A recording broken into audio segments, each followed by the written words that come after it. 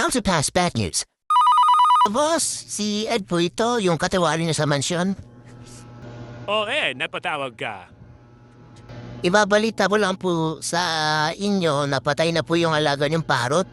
Sino si Picoy? Yung nanalo sa bird show, ba't namatay? Nakakain po ng bulok ng karne ng kabayo. Anong patay na kabayo?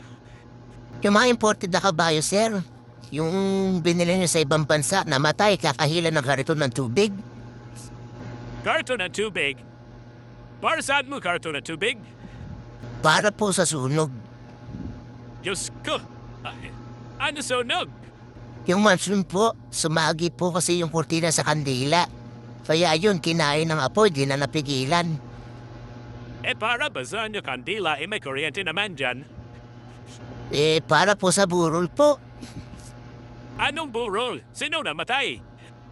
Yung nanay niyo po dumating po kasi na isang gabi na walang pasabi.